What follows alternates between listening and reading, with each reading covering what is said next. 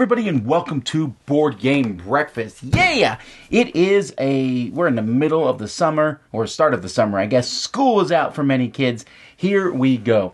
This week is the week of Origins Game Fair.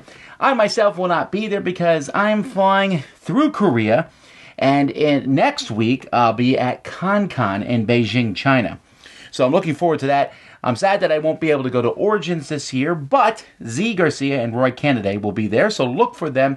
They'll be wandering around and doing different things, so if you see them, say hi to them. And I hope everyone going to Origins has a fantastic time.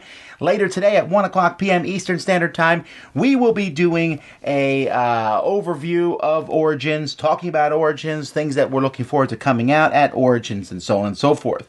We are just a few weeks, like I think a month exactly, from Dice Tower Con. There are still tickets. You can still come to an amazing convention in Orlando, Florida, and that is a ton of fun, and we hope to see you there.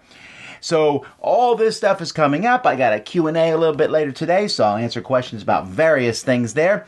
We got a great show for you today, folks. I also want to do a quick shout out to Netters from Applied Mechanics. If you missed it, on Thursday, she announced that she was finished. She had done 2 years of segments on her show, and I really appreciate all that she's done for the show. She did a great job, and we will miss her and the bird along with her. Thanks so much. But let's get started now today in this show.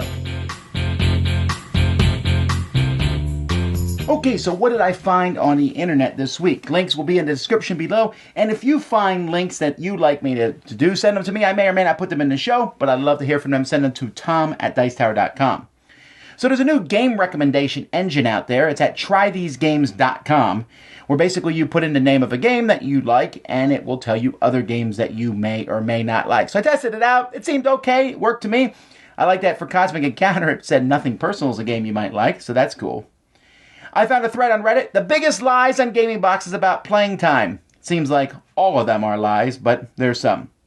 Chaz Marler continues the discussion, which seems to be going on and on and on and on and on, about board game reviewer integrity. I think this conversation is dying out at this point, but he makes a few points that you might want to see. Inside the Box did a review on Time Stories. Now, Inside the Box, just as a warning, I like their stuff, but it is very much not family friendly. However, there's a moment in the Time Stories review where a certain board game personality gets dispatched, which I found very humorous, and I got to make a gif out of it, I think. I have the pictures in the links where you can see someone made their homemade game table. Yes, there's fantastic game tables, Rathscouler's game tables, but you can make your own. Well, I can't, but some people can. Shut Up and Sit Down reviewed Underwater Cities. They did not like it as much as many people do. I guess that's a spoiler. But you can go read through things. I disagree with them, but as always, it is good writing. On Board Game Geek, I found the Designer Diary for Dead Men's Cabal. It's an upcoming game, and you can see how that came by. If you've never read these designer diaries, they're really interesting. And the designer gives point of view, shows pictures of how they came up with their idea and how they got it to where it is now. And then also on Board Game Geek, an unfortunate thing, there's a tribute to Paul Shabatowski, a geek list to that. I like to point these things out because I like that people remember those who they play board games with and why, and it's just a nice tribute geek list. Again, you can find the links to all this stuff in the description of this video. Let's keep moving.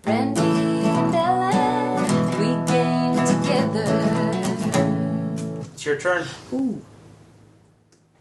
Hi guys, I'm ready. Alan, welcome to We Game Together. We're talking about a game that is very popular right now. Large cities. Tiny huge towns. cities. Tiny towns. Metropolitan areas. Fun. It is fun. Fun. Not like mind-blowing or No. like must-have or anything, but I feel like if someone asked me enjoyable. to play, I would definitely play. Definitely if you play. see it on sale, I think it's worth getting. I don't think you should I think it was, I don't know what we paid for it, mid-30s or something like that. Oh, we did? Wow. They're all that much. You keep saying that. Games for like $30 minimum. That's like that's how it goes. Dang. I never do the purchasing. All of a sudden, games just show up at our We house. don't need to talk about that. Okay, so it's very tight. It's very unforgiving. Yes. Every player gets a little grid, and you're trying to fill it out by like placing cubes. And when you get the cubes in the right order, depending on cards, you can place a little building there. There's like 4 of each building type, and Yeah. each building type has like a different shape. So as you're building those shapes, you obviously can't build where something else is already. Right. So you're building like L's and U's and like squares. With your little cubes. Right. And then as you do that, wherever you place those cubes initially, you replace those cubes with the building, and it has to be in one of those spots. So if it's a 4 cube, it has to be in one of those 4 locations. So you have to plan ahead to make sure that... Oh, how many times did you let me you were like, fine, just fix it. Well, that's only our second game or something. You have to plan ahead to make sure you have space I can't, if I go there, then I literally can't build a house next to the granary that feeds it. So that's pointless. Oh, boy. Yeah, so a little planning ahead of time. You have to kind of generally go, this is generally what I'm going to go for. But then sometimes the cubes just aren't what you need. True. There's 2 ways of playing. You can either just everybody take turns calling out a cube, and then everybody has to do that cube. Or the way that I'm preferring so far is the town hall variant, where you draw a card at random, draw another card at random, and on the third one, each person individually gets to choose their own cube. I like that. I thought that was better. Yeah. It's a cool game. You're kind of iffing at. You're like, maybe. I don't know. I liked when I wouldn't mind trying the other one again. Because I feel like with the town hall variant, it is a lot of just hoping you get what you want. Well, that's kind of what other... It took me 9 turns to get a yellow. And if everybody's picking one, you can kind of see what they're generally building and kind of build your strategy around that. But, I don't know. I still like the town hall part of it, I guess. Sure. I think you just like saying town hall. Town hall? What? Town hall what? Town hall, yeah? Oh, boy. Okay. So, anyways, I would say it's a good game. if you play it, or if you have a chance to play it, definitely play it. Yeah. Not a must-have. Just to see what all the talk is about. But it's fun. It's good, and it's different from anything that we have. So yeah. Social media.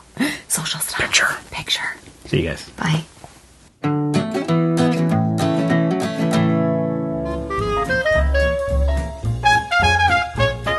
Folks, welcome back to another Accessorize video here on Board Game Breakfast. Today we're going to be taking a look at this little gem right here, Active Minds Games carrying case. So basically it's just another solution for you to be able to travel with your various game components, whether it's a lot of cards for a card game or a lot of miniatures for one of those tabletop miniatures games or whatever it might be. But it's another solution that you can take a look at to see if it's going to be something that's going to really strike your fancy, or just provide you with the mobility that you're looking for your various games. So without further ado, let's go ahead and get down to the table and I'll take a look.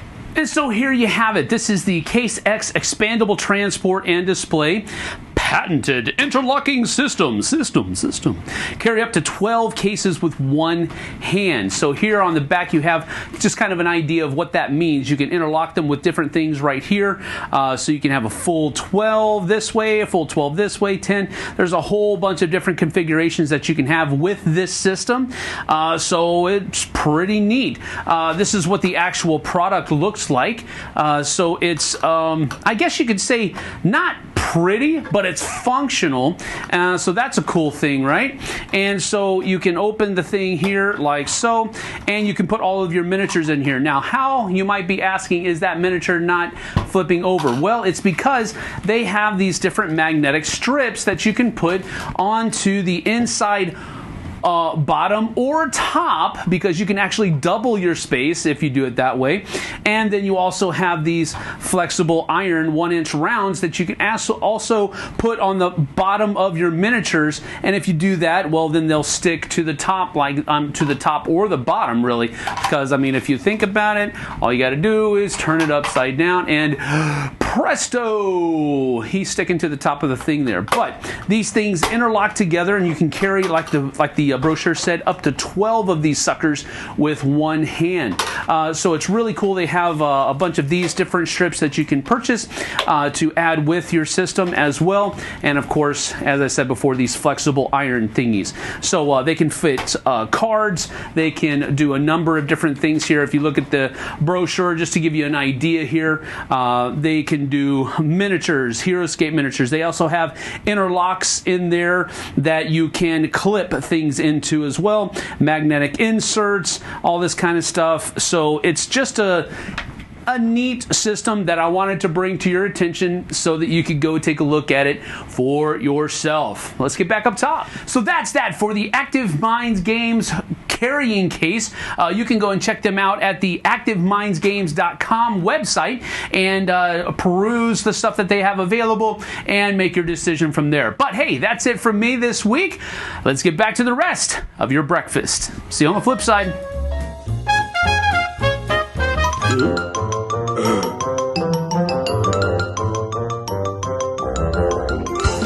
So what's coming out from the Dice Tower? I already mentioned that later today we'll be doing both an Origins preview and there's a Q&A, so those things are coming up.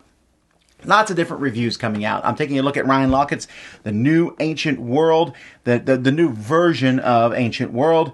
I'll be taking a look at a new upcoming Smash Up expansion this week. And so there's lots of different videos, reviews. I've already recorded several of them. More are on their way. The new Unlocked games. So just a lot of cool things, hopefully, coming up. So there's that.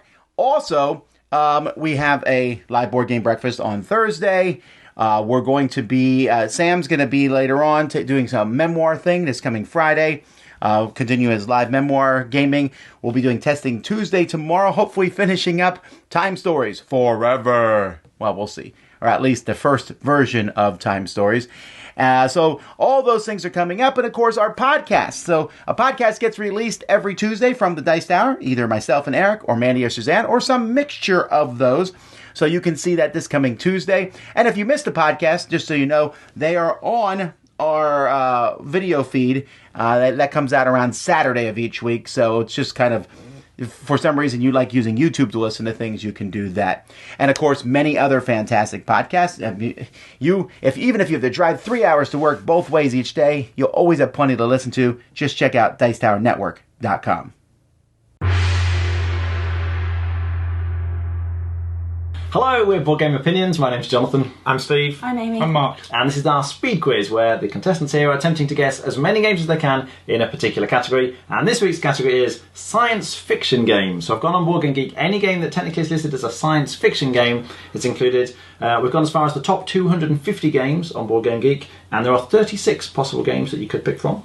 And we're going to start with Steve this time. Gaia Project. Yes. Battlestar Galactica. Yes. Twilight Imperium. Yes. Star Wars Rebellion. Yes. Starfighters. No. Imperial Assault. Yes. Eclipse. Yes. Begins with E. Star Wars X-Wing. Yes. Zaya, Legends of the Drift System. Yes. Time Stories. Yes. Hexpanse. No. The Resistance. Yes. Pandemic Legacy. No. Gosh. I'm going to open it to the floor. Race for the Galaxy. Yes. Roll for the Galaxy. I didn't want to jump in there. What did you get now? Tiny Epic Galaxies. Yes. Tiny Epic Kingdoms. Xenoshift. Onslaught. No. Star Trek Frontiers. No, just a few seconds Star left. Trek Armada. No. Star Wars Armada. Yes. Star Wars Timeline. No. Clank in Space. Yes. Time. Alright, give us a second to tot up the scores and we'll see how they did. Alright, so I've added up the scores. Steve got 8, Amy got 5, and Mark got 5 as well. So, despite Steve not being hot on science fiction games, he seems to know quite a lot of them. Other games you could have had were Anachrony, Android Net Runner, Dune, Galaxy Trucker, Mission Red Planet, Hiroshima Hex, Pulsar, Star Realms, Space Alert, and Terraforming Mars, of course. Did you get any of those that they missed? So, thanks very much for watching. We'll see you next time. Bye.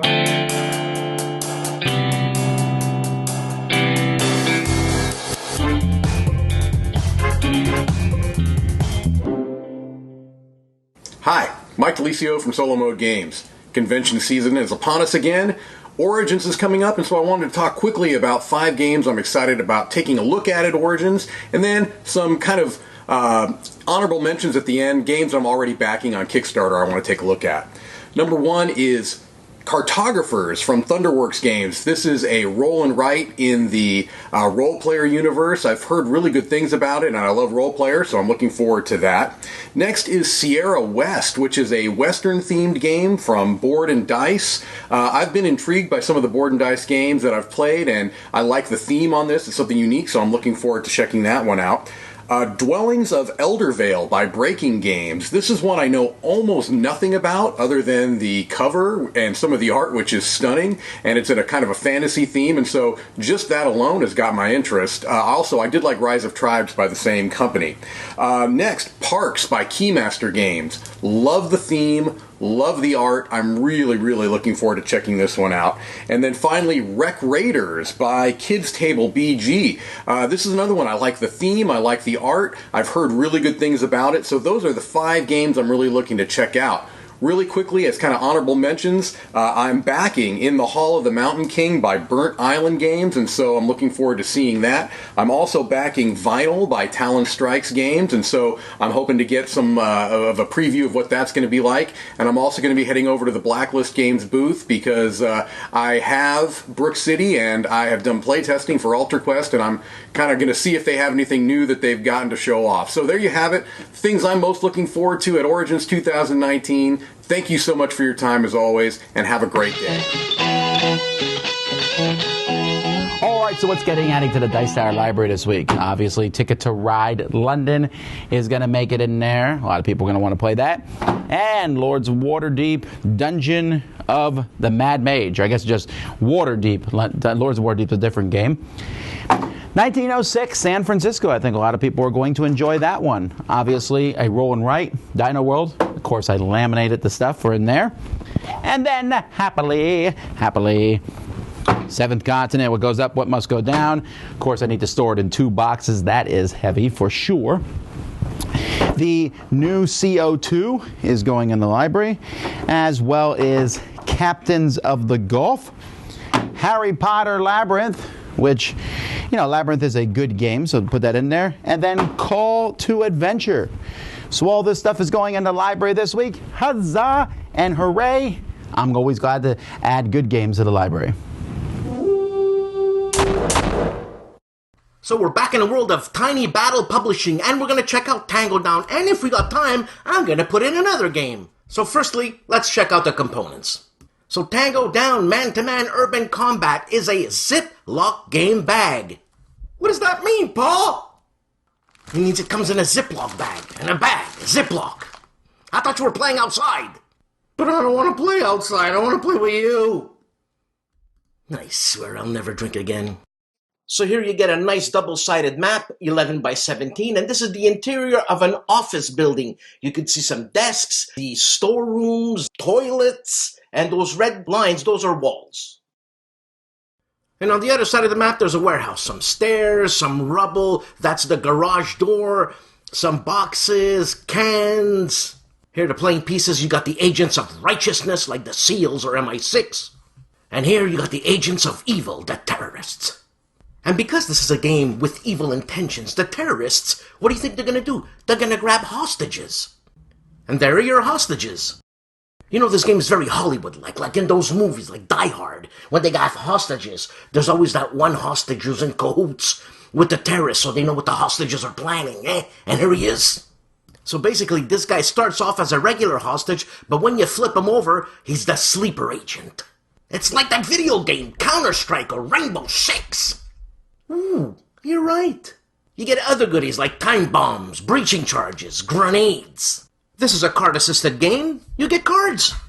So the rulebook is 26 pages long, but actually 15 are just instructions. The rest are scenarios. Okay, so let's go through a little scenario. Fast. This scenario is eliminate the tango, the bad guys. So there's my guy in blue coming into the building, and there's that bad guy waiting for him. My guy checks his 6 and sees if the coast is clear. Here he makes a stupid rookie move. The tango does a pop-up shot while playing the headshot card. I'm dead. You begin the game by rolling a dice to see who goes first. Then you draw a card, and every unit has 2 actions. And what's cool about this game is that there's 18 cards in the deck. 2 of them are end turn cards. If you draw the first one, no problem. If you draw the second one, the turn is over. So the guy who went first goes second on the second turn. So if you were first and ended your turn in a compromised position, and the other player goes first, you're dead. So Tango Down Man-to-Man Urban Combat is a 2-player game, easy and quite deep. Thank you for watching. If you want to know more about war games, please check out my channel. We'll be back with Tiny Battle Publishing next week. I'm getting so addicted to roll and write games. It started off with this game. Welcome to So in this segment and the next 2 segments, I'll dedicate my segment to 3 of my favorite roll and write games so far, starting with Welcome to Coming Up.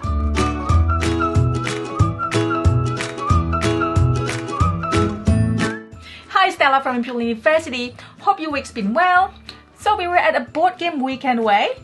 Some of us just finished playing Root. It was, obviously, as you know, it's a heavy game, so we feel like playing something lighter after that. A friend of mine pulled out Welcome to.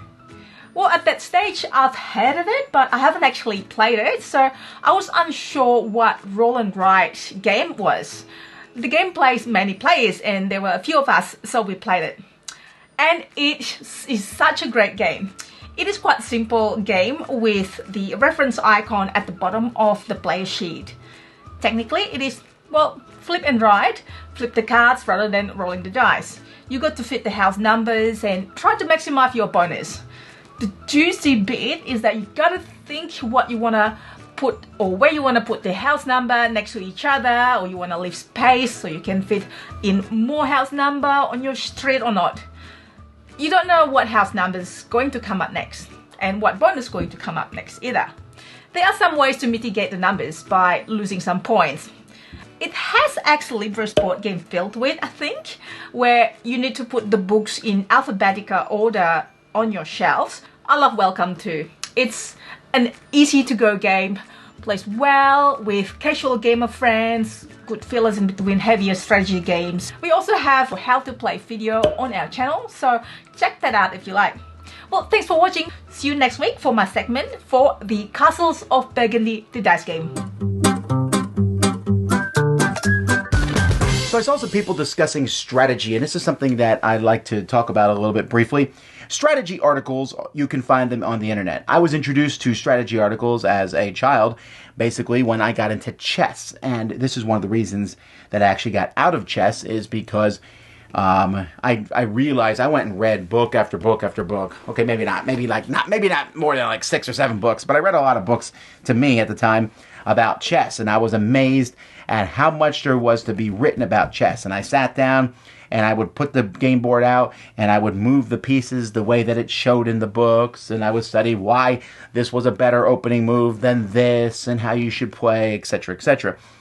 And that strategy will help make you a better chess player. It just will. To the point where if you play someone who is much better at chess, there's really no chance, with the exception of they have a bad cold, you know, that whole tripe, you can beat anybody on any given day, but there are a lot of other events need to be in play. So strategy articles exist on the internet about games, and there's usually 2 extreme points about strategy articles. The people who don't like strategy articles will say, well, those people who, you know, they read strategy articles, you learn how to play the game, and you just destroy everybody else, and you make it that fun, and you should just be there and experience the game and learn the strategies for yourself. The people who do really like strategy articles say, oh, you're cold to the new, you're always moving on to the next thing, you never want to look deeper into a game, and we just want to learn the in-depth strategies to the game. Those are a bit extreme viewpoints, and really, in reality, it's probably somewhere in the middle. The fact is, though, I think you can have one of those extreme viewpoints. You just have to be cautious to not disdain those on the other end. And I will admit that I have done so in the past myself, in a sense where I'm certainly on the side of I want to discover strategies for myself. I am the type of person who I like playing a video game, for example, and I'll play through these. I like playing through big adventure games. Like right now I'm playing through Pillars of Eternity 2, and so I play through the strategy game, and as I go through it, I just discover stuff. After I go through it the first time, I go, well, maybe I wouldn't mind, you know, did I miss a really cool weapon? Did I miss a cool side quest or something? Then I'll go and read the different guides in the internet that tell you all these things. And sometimes I can't beat something, so then I'll be like, all right, I'll go read strategy tips. That's kind of where I'm at with board games, too. I try to learn and discover board games, but if I want to get really good, maybe I'll go online and be like, oh, I never thought about combining these 2 cards together. So I kind of look down on someone who's like, I'm reading article after article. I'm like, oh, come on, let's just have fun. But for some people, and this is what I need to realize, for some people, getting that in-depth into strategy is fun. However, those people who get that in-depth into strategy also have to realize 2 things. One, some people aren't going to enjoy playing against somebody who just massacres them in every game. And that is definitely the case, right? I'll play a game and you'll just destroy me, mop the floor, man. I'll go, all right, well, that was fun, I guess, but I'm probably not going to do that again against you. I don't want to play this particular game. And that's what happened with me with chess. I no longer want to play against someone who's really good at chess because it's not fun for me. I only want to play someone maybe who's on the same level as me. I have an equal chance. So I like games that have a good dose of luck and the strategies haven't been fully discovered, because then I feel like I'm on equal footing with other people. And sometimes I don't even mind if someone is much better than me, because the game itself is so fun and there's so much exploring to do in the process of the game that even if you are destroying me, it's not that big of a deal. I'm having fun regardless. So strategy articles, I'm not saying they're bad. People can write them. You people can read them. It's fantastic. I personally go out of my way to not read them because I want to delve into the game and learn the things myself. I don't think this makes me lazy any more than someone reading strategy and getting tips from someone else does.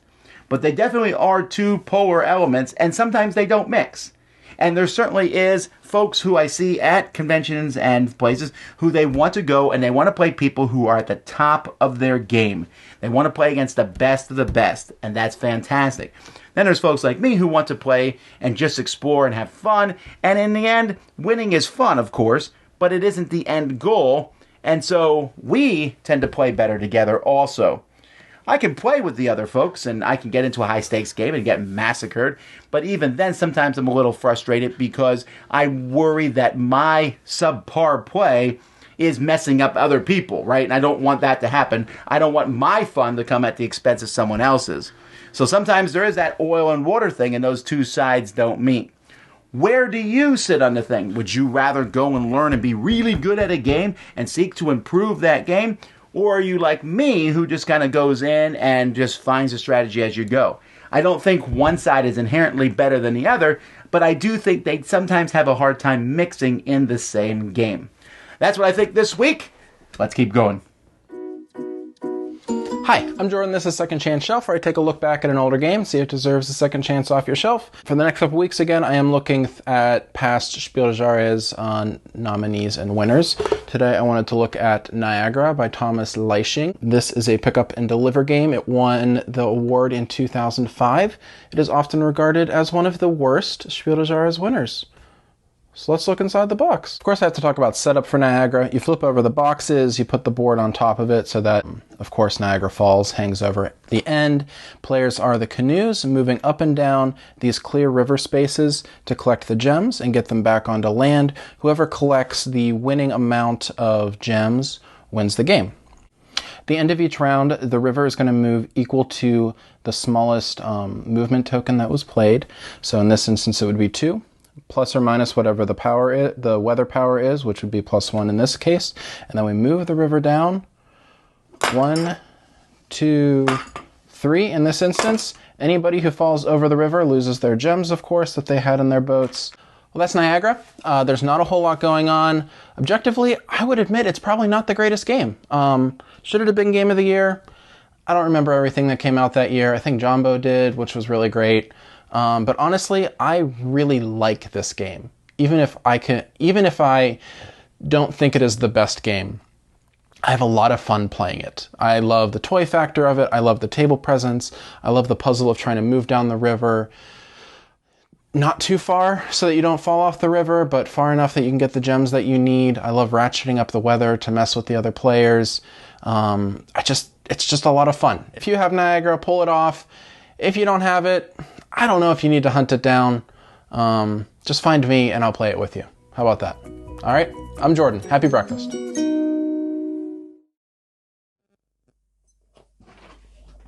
Hi folks, my name's Andy and welcome to Potable Gaming, the show about games which are fun to play in pubs and cafes. So I'm not changing the setup to the standard standing in front of shelves thing. I just wanted to make this video before I had a chance to go to my usual filming location. What I wanted to talk about today was just the name of the show. So the name of the show is Potable Gaming, not Portable Gaming. I appreciate my accent makes that distinction hard. So portable means safe to drink, and because I'm talking about games which are fun to play in pubs and cafes, that's kind of what I was aiming for. And the idea of what makes them so specifically different than not just being portable is that it's not necessarily the size of the box of the game, but the size of the components, the size of the footprint, and how I feel it plays in those kind of environments. And that's what I've been trying to get across in the videos. thanks to all those who defended me in the comments about clearing it up for people, and I'm hoping to get a new logo soon that will make it a bit easier to understand. I am also on Instagram, and I'll put the name on here as well. Other than that, I want to cover something else as well. I'm just quickly reviewing my experience at the UK Games Expo, which was just this weekend gone when I've recorded this, and I had a fantastic time. It was amazing. There was so much to see, so much to do, so many games to play. I played some brand new games, some games that aren't out yet. Things such as Mega City Oceanopolis, which is amazing. I bought Bosk, and I haven't had a chance to play it yet, but I'm really excited.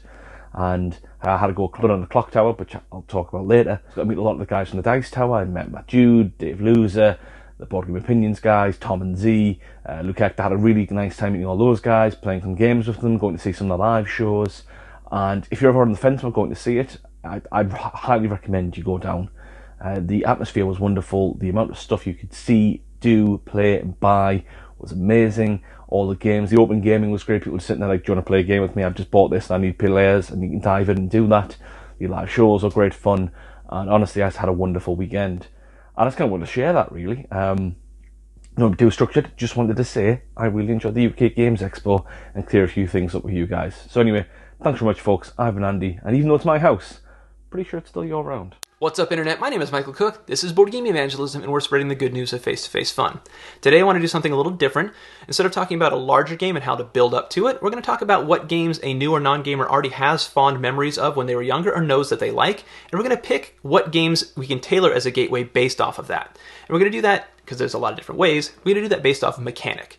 So from my own experience, I really liked games like Magic the Gathering, Clue, Set, Perfection, Grape Escape, Mousetrap, Tetris, and some of the games that I think informed for me going forward. For instance, with Magic the Gathering, I really liked deck building games, but I didn't like the face-to-face nature of Magic, and that's kind of why I stopped playing it early on. And maybe that's why I don't like games with Take That, or maybe that informs the pattern of thought for me, and that would maybe influence what games I would choose for gateway games for someone like myself. Like in games like Perfection and Set, those are both real-time games, which informs why I really like Space Alert, Fuse, 5 Minute Marvel, things like that. So you can kind of take these games that you maybe know that somebody really likes and tailor based off mechanic. Please let me know in the comment section below if you had games that you really liked when you were little, and see how that informed the gateways that worked well for you, or just games that you really like now later on in life. Also, if you have someone that you've been having trouble getting games to the table with, maybe let me know what games they liked when they were younger in the comment section, and we can talk about what might work well for them going forward in future segments. Thanks so much for watching. If you like what you see, check us out on YouTube at Blue Giant Media, presented by active duty owned and operated MacronovaGames.com. Use the code 10OFFMAP to take 10% off of minimum advertised price program games. And until next time, enjoy the rest of your breakfast. And that's it for another week on Board Game Breakfast. Thanks so much to all my contributors who do an absolutely fantastic job. Thanks to all of those of you who watch. I will see you in a few hours at my Q&A, and then a few hours after that for our live Origins coverage. And then the next day with more reviews, and the next day. It's going to be a great week. For those of you going to the Origins Game Fair, have a fantastic time there. And, all right, that's it. Until next time, I'm Tom Vasel, and you've been watching the Dice Tower Board Game Breakfast. Thanks for watching Board Game Breakfast. Tune in each week for your daily dose of gaming goodness with Tom Vasel and all the gang. Until next time, I'm Eric Summerer, and you've been watching Board Game Breakfast, a Dice Tower production, sponsored by Cool Stuff Inc., an amazing place to buy board games. Cool stuff, in stock, at CoolStuffInc.com.